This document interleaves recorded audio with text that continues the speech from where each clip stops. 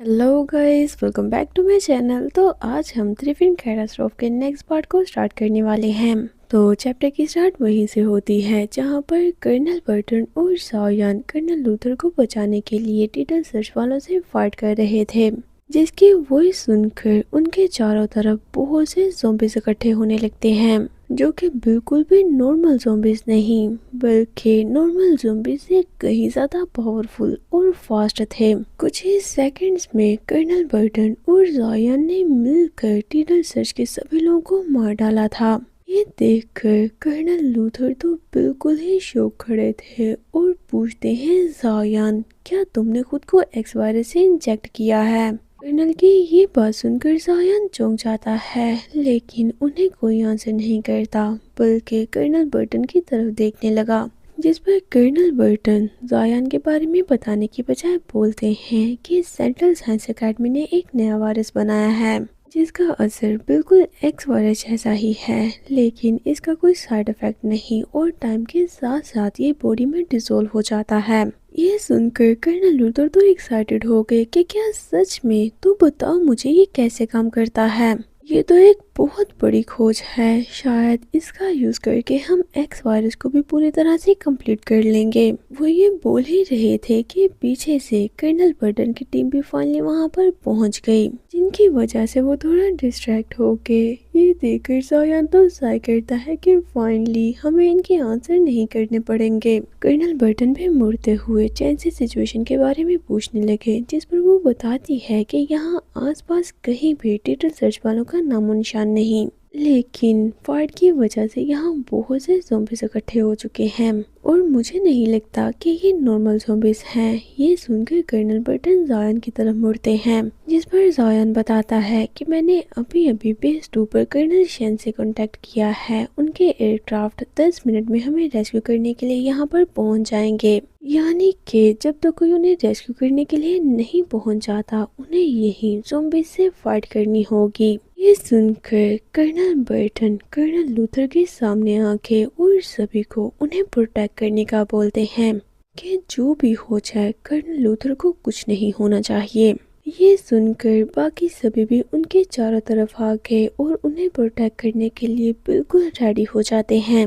चारों तरफ से ज़ॉम्बीज़ तेजी से उनकी तरफ बढ़ने लगते हैं। वो सभी फाइट करने के लिए पूरी तरह रेडी थे, सिवाय जायन के, जिसकी बॉडी में एक्स वायरस का असर स्लोली कम हो रहा था। एक्स वायरस का असर कम होने के साथ साथ उसकी बॉडी की एनर्जी भी कम हो रही थी, जिसे इस तरह से कर्नल बर्टन भी नोटिस कर लेते हैं और उसके बिल्कुल पास जाकर शोल्डर पर हाथ रखते हुए बोलते हैं, लेफ्टिनेंट, बस थोड़ी देर के लिए रुक जाओ, बस 10 मिनट तक ही। मैं प्रॉमिस करता हूँ कि उसके बाद तुम्हें अच्छे से आराम करने दूंगा। कर्नल के ऐसा करने से जायन तो पूरी तरह से एक्टिव हो गया। उसे काफी अच्छा लगता है और स्माइल करते हुए कर्नल को देखने लग गया कि वो मेरी इस टाइम कितनी ज्यादा केयर कर रहे हैं। ज़ॉम्बीज़ तेजी से उनके पास पहुंच चुके थे और वो सभी भी बिल्कुल वैसे ही फाइट करने के लिए रेडी थे।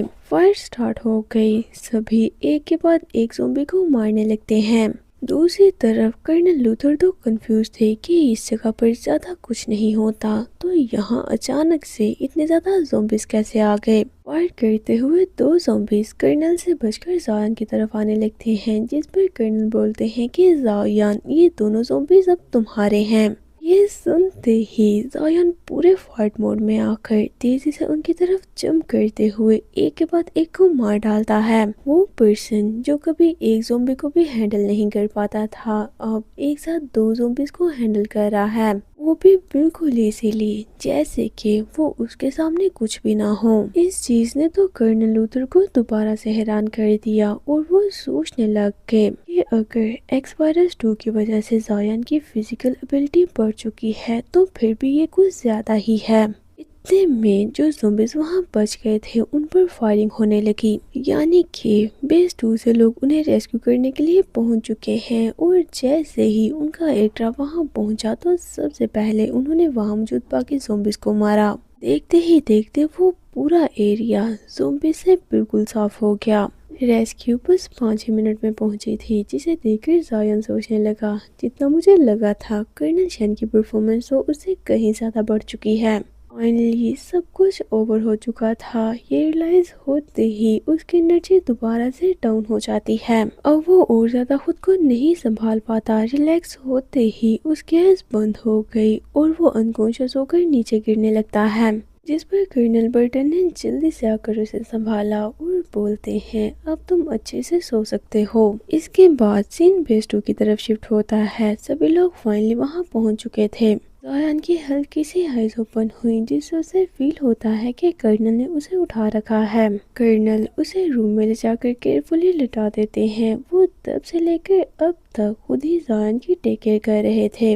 दोबारा से जायान अपनी आइज ओपन करता है और अपने सामने कर्नल को देखकर पूछने लगा कि कर्नल बर्टन, क्या सच में ये आप ही हैं? जिस पर कर्नल बर्टन उसे देखने लग गए और उसके फेस को टच करके बोलते हैं, तुम 2 घंटे और सो सकते हो, उसके बाद हम यहाँ से निकलेंगे, तब तक अच्छे से रेस्ट करो। ये बोलकर वो अपना हाथ हटाने लगे, लेकिन जाया ने जल्दी से उनका हाथ पकड़ लिया और बोलता है, कर्नल, क्या आप यहाँ पर मेरे साथ रुक सकते हो?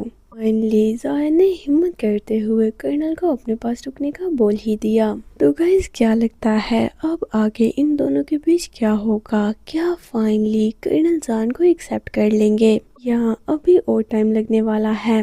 अगर जायन के पॉइंट ऑफ व्यू से देखा जाए तो उसके लिए कर्नल के साथ बिताया एक एक मोमेंट काफी इम्पोर्टेंट है। दूसरी तरफ कर्नल, जो कि किसी भी चीज से ज्यादा जायन की सेफ्टी की परवाह करते हैं। तो इन दोनों में से आज किसकी चलने वाली है? जल्दी से कमेंट बॉक्स में मुझे ज़रूर बताएं।